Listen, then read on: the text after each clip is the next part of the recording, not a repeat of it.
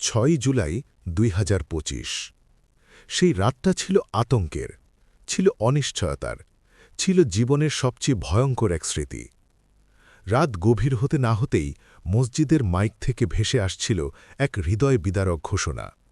সবাই সবাইকে মাফ করে দেন, হয়তো আর দেখা হবে না। যার যার প্রয়োজনীয় জিনিস নিয়ে নিরাপদ স্থানে চলে যান।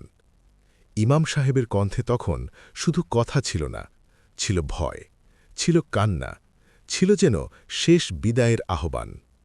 সেই মুহূর্তে মানুষের মনে একটাই চিন্তা, আজ রাতটাই কি আমাদের জীবনের শেষ রাত? কারণ তখন উত্তাল হয়ে উঠেছিল গোমতী নদী। কুমিল্লা কোম্পানিগঞ্জ বাসস্ট্যান্ড থেকে একটু সামনে নদীর পানি থই থই করছিল। বেড়িবাঁধ ছিল ভেঙে যাওয়ার মুখে।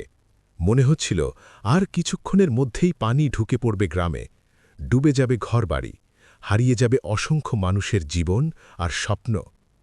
সেই সময় মানুষ এক অবিশ্বাস্য দৃশ্য দেখেছিল।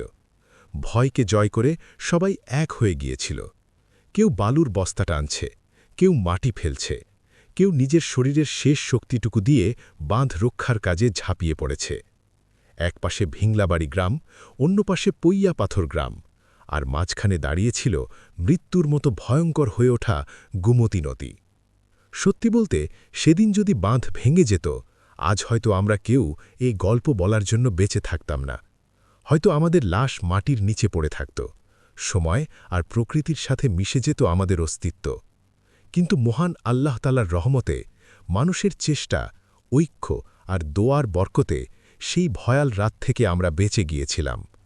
আজও সেই রাতের কথা মনে পড়লে বুক কেঁপে ওঠে।